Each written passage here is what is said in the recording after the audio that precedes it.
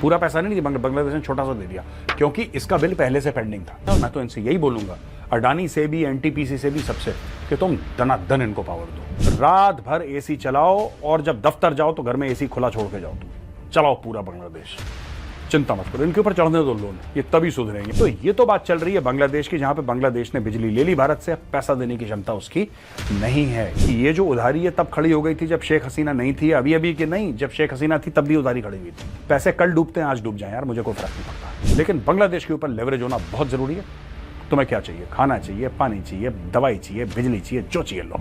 कि जो भारत के साथ सांठगांठ करेगा, जान लेना हम छोड़ेंगे नहीं तुम्हें। ये भारत को धमकी दे रहे हैं कि तुम हमें वीजा क्यों नहीं दे रहे, और एक तरफ ये बिजली का पैसा नहीं दे पा रहे हमें, और दूसरी तरफ यही लोग जो हैं वो हमसे ये कह रहे हैं कि साहब हमें वीजा दो, हम भारत के अंदर। मौलवी बाजार नोटनकली एक टेंपल है, उसको जला दिया गया। इसके बाद चिटागोंग में हजारी गली में एक श्री कृष्ण नाम का कोई टेंपल था, उसको जला दिया गया। पुलिस कांस्टेबल सुमन कुमार का मर्डर कर दिया गया।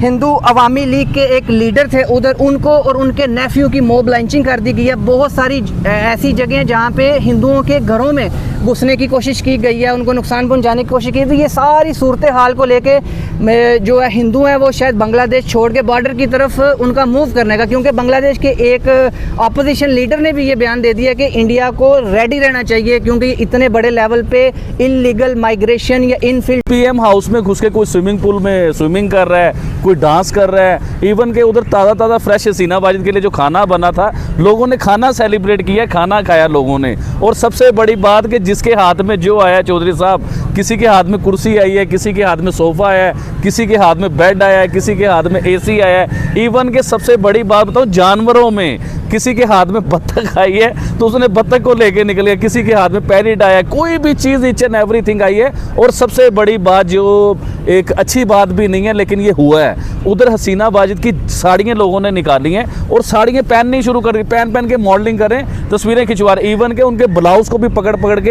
ऐसे दिखाया गया है। हेलो दोस्तों, जैसा कि आपने हाईलाइट में देखा, बांग्लादेश में हुए तख्ता पलट से भारत की बिजली कंपनियों को तगड़ा झटका लग सकता है। इंडस्ट्रीज के सूत्रों का कहना है कि बांग्लादेश की बिजली आपूर्ति करने वाली भारत की 5 बिजली कंपनियों को इस पड़ोसी देश पर $1 अरब से अधिक का बकाया है। इसमें लगभग $80 करोड़ अडानी पावर का बकाया। भारत और एशिया के दूसरे सबसे बड़े रईस गौतम अडानी की यह कंपनी झारखंड के गोड्डा में अपने 1.6 गीगावाट के कोल बेस्ड प्लांट के एक डेडिकेटेड ट्रांसमिशन कॉरिडोर के जरिए बांग्लादेश को बिजली आपूर्ति करती थी। इस तरह से SIL एनर्जी इंडिया बांग्लादेश पर 30 जून 2024 तक लगभग $150 मिलियन का बकाया था। कंपनी ने बांग्लादेश के साथ 250 मेगावाट के लिए बिजली खरीदे समझौता किया था। तो दोस्तों चलिए देखते हैं कि पाक मीडिया इस वीडियो पर क्या रिएक्शन देता है, उनका क्या कहना है। बांग्लादेश को बिजली सप्लाई हो रही थी भैया इंडिया से, मोटी बिजली। बांग्लादेश का बहुत सारा बिजली का लोड, मैं सारा का सारा नहीं बोल रहा लेकिन बहुत सारा बिजली का लोड भारत से जाता था और ये सारी यूनिट्स बांग्लादेश कंज्यूम करती थी। अच्छा, ये तो थी गवर्नमेंट टू गवर्नमेंट या कंपनी टू कंपनी की अंडरस्टैंडिंग। अब हुआ ये है कि $1 अरब का उनके ऊपर चढ़ गया लोन। लोन क्या मतलब कि $1 अरब का बिल चढ़ गया, ये समझ लीजिए। यानी कि बांग्लादेश को भारत को $1 अरब देने हैं। अब मैं पहले आपको बताता हूं क्या क्या हुआ, कौन कौन सी वो कंपनियां हैं और हर एक कंपनी को कितने रुपए बांग्लादेश ने देने हैं। इसमें भाई $1 अरब में सबसे बड़ी जो कंपनी है भारत की, जिसको मैक्सिमम पैसा लेना है बांग्लादेश से, वो है अडानी। अडानी को 800 मिलियन लेने हैं और अडानी जो है 1.6 गीगावाट बांग्लादेश को सप्लाई करता है। गोड्डा झारखंड में जो उसका प्लांट है, यह जुलाई 2023 को ऑपरेशनल हो गया था। गोड्डा झारखंड के प्लांट से यह बांग्लादेश को सप्लाई करता है 1.6 गीगाबाइट और अडानी को मिलने हैं $800 मिलियन। ठीक है। नंबर 2 पे SEIL एनर्जी इंडिया, इसको 150 मिलियन देने हैं। ये 250 मेगावाट सप्लाई करता है बांग्लादेश को। इसके अलावा NTPC लिमिटेड, NTPC आप जानते हैं, सभी लोग जानते हैं NTPC को, उसका 84.5 मिलियन। इसमें से वो 46 मिलियन 25 अगस्त को रिसीव कर चुका है, यानी कि अपने 3 दिन पहले ये 46 मिलियन रिसीव कर चुका है और ये सप्लाई करता है 740 मेगावाट तो बांग्लादेश। अब इसका और पैसा बाकी है, पूरा पैसा नहीं दिया, बांग्लादेश ने छोटा सा दे दिया क्योंकि इसका बिल पहले से पेंडिंग था। इसका बकाया बहुत पहले से था, इन लोगों ने हल्ला करा होगा कि भाई तुम दे नहीं रहे, महीने दर महीने तुम डिफॉल्ट कर रहे हो, लाओ बिजली काटते हैं, कुछ तो बोला होगा, डर के मारे कुछ पैसा दे दिया इन लोगों को। पीटीसी इंडिया 79 मिलियन, ये 250 मेगावाट सप्लाई करते हैं और power grid corporation of India को 20 मिलियन देने हैं। ये पूरा लेखा जोखा है दोस्तों कि कितना इलेक्ट्रिसिटी सप्लाई हमने बांग्लादेश को करी है और कितनी उन लोगों ने हमें मतलब डॉलर्स जो हैं कितने वापस देने हैं। अब दोस्तों ऐसा तो होता है ना कि नॉर्मली कोई बंदा अपना बिल ना दे तो उसकी बिजली कट जाती है, लेकिन ये देश का मामला है तो ये कंपनियों को पैसा नहीं मिला, लेकिन फिर भी ये बांग्लादेश को लगातार पावर दिए चले जा रहे हैं। और मैं तो इनसे यही बोलूंगा, अडानी से भी, एनटीपीसी से भी, सबसे, कि तुम दनादन इनको पावर दो, दनादन पावर दो, चढ़ने दो इनके ऊपर 1 अरब 2 अरब 3 अरब 4 अरब 10 अरब चढ़ने दो। इनको बोलो भैया तुम्हें चाहिए क्या, तुम पैसा छोड़ो, पैसा बाद में लेंगे, तुम पहले लो पैसा।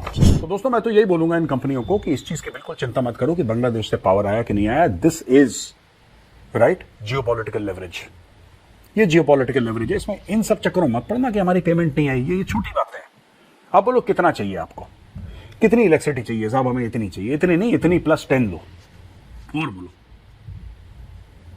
रात भर एसी चलाओ और जब दफ्तर जाओ तो घर में एसी खुला छोड़ के जाओ, तो चलाओ पूरा बांग्लादेश, चिंता मत करो, इनके ऊपर चढ़ने दो लोन, ये तभी सुधरेंगे। अच्छा जी, इंडियन मीडिया ये रिपोर्ट कर रहा है और बाकी जगह बांग्लादेश से भी बल्कि इस तरह की रिपोर्ट्स आ रही हैं। उधर बांग्लादेश और इंडिया के बॉर्डर पे सूरत हाल रेड अलर्ट है। वो इसलिए अलर्ट है कि ये तकरीबन 1.25 करोड़ लोग बनते हैं, 125 लाख लोग बनते हैं, जो कि जिनका सुनने में आ रहा है ये खतरा है कि वो लोग इस चीज़ से तंग आके जो हिंदू हैं वो इलीगली इंडिया में एंटर हो सकते हैं अपनी जान बचाने के लिए। तो इसको लेके क्योंकि जब ये इलीगल एंट्रेंस होती है या इन्फिल्ट्रेशन होती है, इससे बहुत ज़्यादा मसले मसाइल पैदा होते हैं। तो मैं आपको थोड़ा सा डाटा शेयर कर देता हूँ कि हिंदुओं के साथ उधर हुआ क्या है। सबसे पहले तो मैं आपको ये बताऊँ कि बांग्लादेश की क्रिकेट टीम में एक लिटन दास बहुत अच्छे बैट्समैन है, उनके कप्तान भी रह चुके हुए हैं। नहीं, वो मुशर्रफ नाम है, वो कप्तान रह चुके हैं, जिनके घर को जलाया, बिल्कुल आप ठीक कह रहे हैं। वो इसलिए जलाया कि वो कहा जा रहा है कि वो हसीना वाजिद की पार्टी के एमपी थे। लेकिन इसके अलावा मौलवी बाजार नोटनकली एक टेम्पल है, उसको जला दिया गया। इसके बाद चिटागोंग में हजारी गली में एक श्री कृष्ण नाम का कोई टेम्पल था, उसको जला दिया गया। पुलिस कांस्टेबल सुमन कुमार का मर्डर कर दिया गया। हिंदू अवामी लीग के एक लीडर थे उधर, उनको और उनके नेफ्यू की मॉब लांचिंग कर दी गई है। बहुत सारी ऐसी जगह जहाँ पे हिंदुओं के घरों में घुसने की कोशिश की गई है, उनको नुकसान पहुंचाने की कोशिश की गई। ये सारी सूरत हाल को लेके जो है हिंदू है वो शायद बांग्लादेश छोड़ के बॉर्डर की तरफ उनका मूव करने का, क्योंकि बांग्लादेश के एक ऑपोजिशन लीडर ने भी ये बयान दे दिया कि इंडिया को रेडी रहना चाहिए, क्योंकि इतने बड़े लेवल पे इलीगल माइग्रेशन या इनफिल्ट्रेशन होने के चांसेस हैं। तो ये सारी सूरत हाल को लेकर ये सारी खबरें जो हैं ये इंटरनेशनल मीडिया भी देख रहा होगा, ह्यूमन राइट्स यूनाइटेड नेशन का जो ह्यूमन राइट विंग है वो भी देख रहा होगा। तो अगर ये सारी खबरें इसी तरह सच हैं तो जाहिर बात है ह्यूमन राइट्स को इसमें अपना रोल प्ले करना चाहिए और जो ह्यूमैनिटी के केसेस हैं इनको बचाना चाहिए। बाकी जो पॉलिटिकल या इंटरनेशनल पॉलिटिकल इश्यूज हैं वो तो वक्त के साथ साथ ही बेहतर होंगे। आप मुझे एक ये चीज़ बताएं कि जो हसीना वाजिद के बेटे हैं उनकी तरफ से एक बड़ा पाकिस्तान के लिए शर्मिंदगी वाला बयान ये आया कि बांग्लादेश इज या Bangladesh to be next Pakistan. उन्होंने जो ऐसा बड़ा खतरनाक किस्म का बयान दिया, ये होता है कि हमदर्दियां समेटने के लिए उन्होंने शायद बांग्लादेश की आवाम को ब्लैकमेल करने की कोशिश की है या हमदर्दी का वोट लेने की कोशिश की है। उन्होंने साफ साफ ये खुले लफ्जों में बयान दिया है कि बांग्लादेश फ्यूचर में एक पाकिस्तान नजर आएगा, पाकिस्तान बनने वाला है। बांग्लादेश में जो सारा कुछ नजर आ रहा है वो पाकिस्तान के हालात नजर आ रहे हैं, वो पाकिस्तान को डिग्रेड करते हुए नजर आए इन चीज़ों में। फिर उन्होंने एक चीज़ ये भी की कि जिस तरह शेख हसीना वाजिद या उनके वालिद ने हमेशा बांग्लादेश को बचाया, तो अब आप, उनके बेटे ने कहा कि अब आप ये ज़हन बना लीजिए कि आपको बचाने के लिए आप बुलाएंगे भी तो हम लोग आपके पास नहीं आएंगे। तो ये एक बड़ा क्रिटिकल जो है ना बयान उन्होंने दिया हमदर्दी समेटने के लिए। और सबसे बड़ी बात ये मैं आपको बता रहा था कि शेख हसीना वाजिद जब अपने वतन के साथ इतने मोहब्बे वतन है या इतना प्यार करते हैं अपने वतन के साथ, तो फिर अपने वतन के उधर से ना सोने के बैग भर के नहीं लेके आने चाहिए थे, डॉलर के बैग भर के नहीं लेके आने चाहिए थे। रूमर्स भी हो सकते हैं ना, मतलब ये कोई ऑथेंटिक खबर शायद नहीं आ रही, मतलब जो मेरे, लेकिन ये परफेक्ट खबरें आ रही हैं, मीडिया पे बड़ी वायरल हुई हैं खबरें। दूसरी बात ये मैं बताना चाहूंगा कि देखें जो उधर के स्टूडेंट जो निकले थे स्टूडेंट, उनके जो लीडर हैं उन्होंने भी एक बहुत बड़ा बयान दिया। उनका बयान आया जी रिसेंटली, अभी बयान उनका आया है। उन्होंने कहा जी कि जो ये फौज एक नया रूल लेके आ रही है, नए वजीर आजम लेके आ रही है, नई काबीना लेके आ रही है, तो हम इनको नहीं मानते। हम आपको कुछ नाम देते हैं लिख के, कोई वजीर आजम का नाम, वजीर का नाम, जिन जिनके नाम एक पूरी गवर्नमेंट के आपको हम देते हैं नाम लिख के, तो आप उनमें से चूज यूज करें, एक नई बहस शुरू हो गई। और आपने अभी इतनी बातें बताई कि हिंदुओं के साथ बांग्लादेश में जो मामला शुरू हुए, जो सब मुझे ये चीज बताइए, मुझे समझ में नहीं आती बात कि बांग्लादेश के, चलो पाकिस्तान के साथ तो मामला खराब थे कि पाकिस्तान से ये अलग हुए, और हिंदुस्तान ने तो आपको आके बचाया, आपने हिंदुओं के ऊपर जुल्म कर दिए। अब हिंदुस्तान साइड से ये सुनने को खबर आई है, जो आज नई खबर आई है, कि 1 करोड़ के करीब जो है ना बंगाली हिंदू वो हिंदुस्तान शिफ्ट होंगे, तो उसके लिए भी अभी हमें ज़हन बनाना होगा, काम करना होगा। तो जब 1 करोड़ थोड़ी अमाउंट नहीं है, थोड़े लोग नहीं होते, ये बहुत ज्यादा गिनती होती है। 1 करोड़ लोगों को संभालना भी बात रखता है, लेकिन हिंदुस्तान ने हमेशा अपने लोगों का साथ दिया है, इस चीज को हम मानेंगे। वो किसी भी जगह पे हो जाए, दुनिया में किसी भी जगह पे हालात खराब हो रहे होते हैं, तो अपने स्टूडेंट को या अपने लोगों को वो निकाल के अपने मुल्क में ले आते हैं। लेकिन अभी भाई देखने में आता है ना कि जब इलीगल, और वो भी इतने बड़े मैस लेवल पे माइग्रेशन या इनफिल्ट्रेशन किसी के बॉर्डर में होगी, फॉर एग्जांपल बांग्लादेश से 1 करोड़ के करीब लोग, जो बताया जा रहा है कि रेडी रहना चाहिए इंडिया को, बांग्लादेश के मिनिस्टर्स का ये बयान आया, अपोजिशन मिनिस्टर का एक का ये बयान आया, तो इससे बहुत ज़्यादा मसाइल पैदा होते हैं। 1 करोड़ लोगों का खाना पीना, रहायश, जॉब्स, एम्प्लॉयमेंट, सेहत के इशूज़, ये सारे इशूज़ जाके, जिस तरह ये तो 1947 वाला माहौल बन जाएगा। और इसमें ये है कि फूड इनसिक्योरिटी पैदा हो सकती है, इसमें लूट मार, और ये तो ये मामला तो शुरू हो गए हैं, लूट मार तो प्रॉपर हो रही है यार। सबसे बड़ी बात, जो उनके कायद हैं जिन्होंने बांग्लादेश बनाया, शेख मुजीबुर रहमान, उन्होंने शेख मुजीबुर रहमान का मुजस्समा तोड़ दिया, क्रेन के साथ तोड़ा गया। मैंने पूरी वीडियो देखी, 3-4 जगहों पे ये मामला हुए।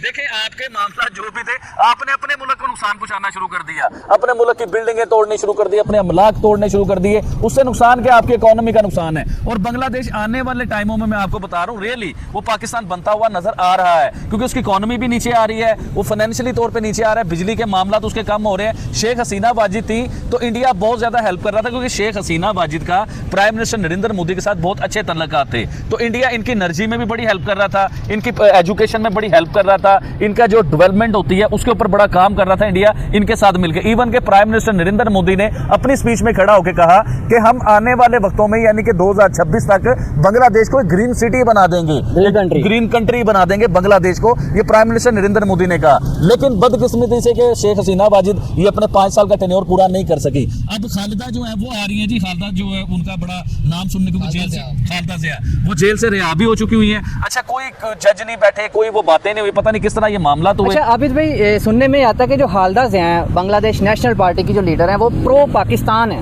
नहीं, एक्चुअली मैं बताता हूँ, उनके जो हस्बैंड थे ना वो भी फौजी थे, उनके वालिद जो थे वो भी फौजी थे, उनके हस्बैंड कौन से फौजी थे, वो पाकिस्तानी फौजी थे, उनके जो हस्बैंड थे। इस वजह से उनमें नफरत पैदा हुई। था जनरल ज़ियाउर रहमान।